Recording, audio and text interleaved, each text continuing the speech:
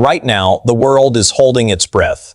But most people watching the news don't even know why they should be scared. A ceasefire between the United States, Israel, and Iran has just dropped 2 weeks of pause, and every anchor is treating it like a victory lap. Here's the truth. This ceasefire might not be an ending at all. It might be the quietest, most dangerous beginning we've seen in a generation. If you're learning something here, please hit subscribe. Many of you know what's been happening with the channel. If you feel like supporting, there's a link in the description. I spent months researching what's coming between 2026 and 2030 and put it all into an ebook called The Next Global Shift.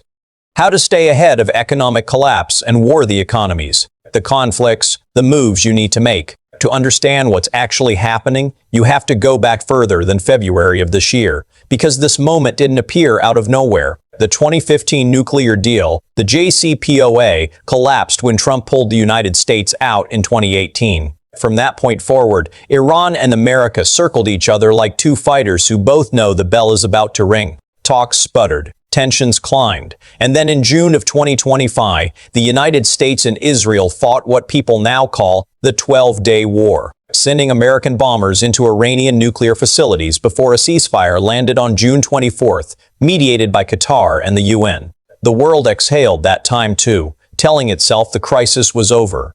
What nobody expected was January 2026. Iranian security forces turned on their own citizens during the largest protest movement since the 1979 Islamic Revolution, killing tens of thousands in the streets. Trump's response came fast. The largest American military buildup in the Middle East since the 2003 invasion of Iraq. By mid-February, the United States and Iran sat across a negotiating table again, with indirect nuclear talks running through Oman. The Omani foreign minister publicly said real progress was being made. Trump called it something he wasn't thrilled with. The talks dissolved. The decision, it turned out, had already been made somewhere else. February 28, 2026 arrived. At 6:35 a.m., UTC U.S. Central Command announced airstrikes against Iran, nearly 900 of them compressed into 12 hours. The Americans named their operation Epic Fury.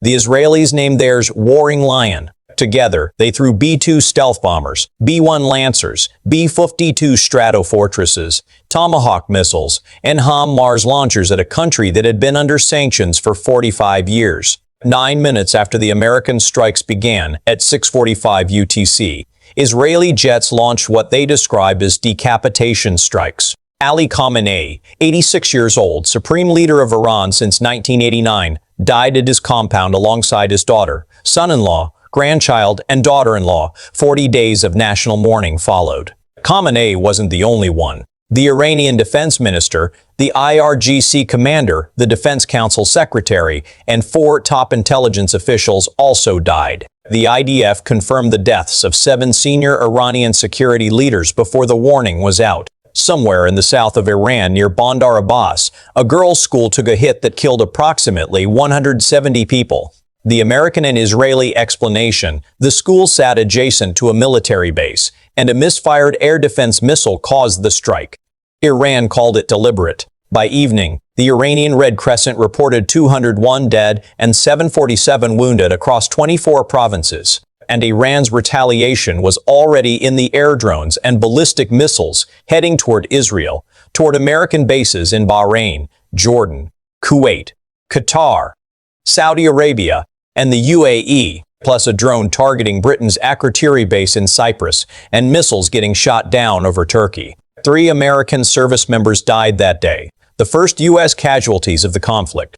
The war had fully, irreversibly begun. What most people in America missed completely was the Strait of Hormuz, a waterway 33 kilometers wide at its narrowest point, through which flows roughly 20% of the entire world's oil supply every single day.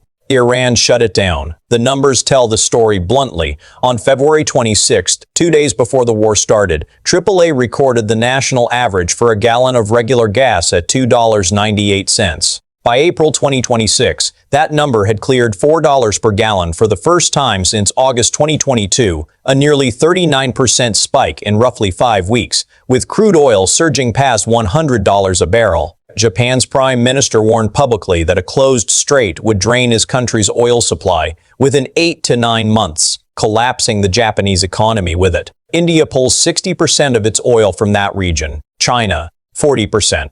None of this is just a Middle Eastern problem. It lands in your gas tank, your grocery bill, your heating cost, whether you've ever looked at a map of the Persian Gulf or not. Replacing Khamenei turned out to be the part that should have worried everyone most. Iran's assembly of experts named Mojtaba Khamenei, 56 years old, the dead leader's son, as the new supreme leader. Trump called him an unacceptable choice almost immediately. What analysts noted was the detail that mattered.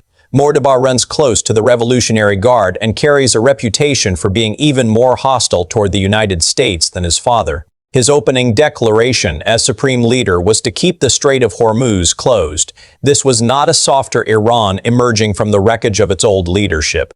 This was a harder one. By early April, the toll of the conflict had accumulated into numbers that demand attention. Iran had fired more than 5,000 drones, over 2,000 ballistic missiles, and more than 50 cruise missiles, according to the Jewish Institute for National Security of America. Qatar, one of the world's top natural gas producers, announced it would take years to restore its output after Iranian strikes shredded its energy infrastructure. Gulf Arab nations that had spent decades building reputations as safe, wealthy, stable hubs for global business watched that reputation dissolve in real time.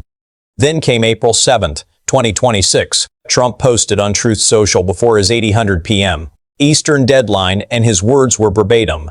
"A whole civilization will die tonight, never to be brought back again."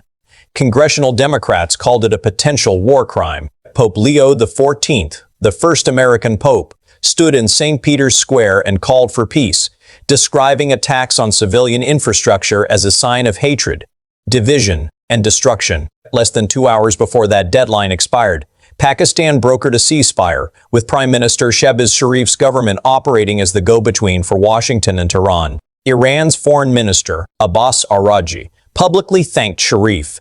Behind the scenes, China delivered the final nudge that pushed Iran to accept. Trump's Truth Social post read, "This will be a double-sided ceasefire. The reason for doing so is that we have already met and exceeded all military objectives and are very far along with a definitive agreement concerning long-term peace with Iran and peace in the Middle East." Iran's Supreme National Security Council confirmed the deal and claimed victory in the same breath, declaring that nearly all war objectives had been achieved. Markets responded within minutes. Brent crude dropped more than 13%, landing at $94.74. And the Dow Jones climbed 1,300 points, its best single session since April 2025. But here's the thing about that exhale. The ceasefire started cracking before the ink dried. Lebanon became the fault line almost immediately. Within hours of the announcement, Netanyahu's office confirmed that Israel's government supported Trump's decision to pause strikes on Iran for 2 weeks, and then added one sentence that changed everything. The ceasefire did not include Lebanon. Israel launched Operation Eternal Darkness against Hezbollah that same day, its largest strike since the war began, leaving 254 people dead across Lebanon and 1,165 wounded, with 92 of those deaths concentrated in Beirut alone. By April 8, at least 182 more people died in central Beirut from Israeli strikes that landed after the ceasefire was supposedly active. Iran responded by threatening to hit Israel if the assault on Lebanon did not stop. An Iranian media report stated that the reopening of the Strait of Hormuz, the actual foundation of the entire ceasefire agreement, had been paused because of those Lebanese strikes.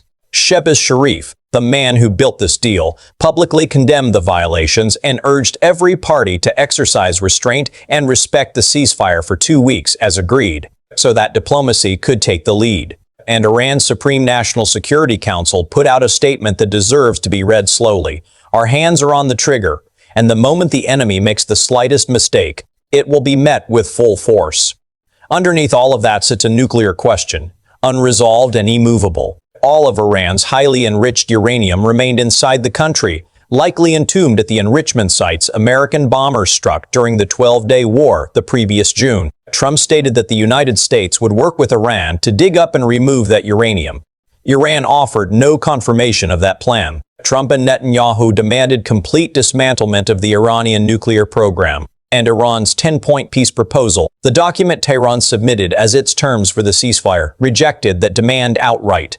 What started this whole conflict, the thing every press conference cited as a justification for nearly 900 strikes in a single morning, remained completely unresolved. None of that mattered to the Pentagon's budget request, which came in at more than $200 billion in additional war funding, a number that signals the United States government is not planning for a short conflict. Director of National Intelligence Tulsi Gabbard told the Senate that Iran's conventional military capabilities have largely been destroyed, and then added the part most headlines buried: the regime appears intact. Here is what this war has cost the people who had the least say in it. Across Lebanon, more than 1,600 people have died, and over 1 million have been displaced, more than 1/6 of the country's entire population uprooted. The IMF's chief warned that every 10% increase in energy prices over 2026 is expected to push global inflation up by nearly 0.5%. That means your costs climb, whether the missiles land near you or not.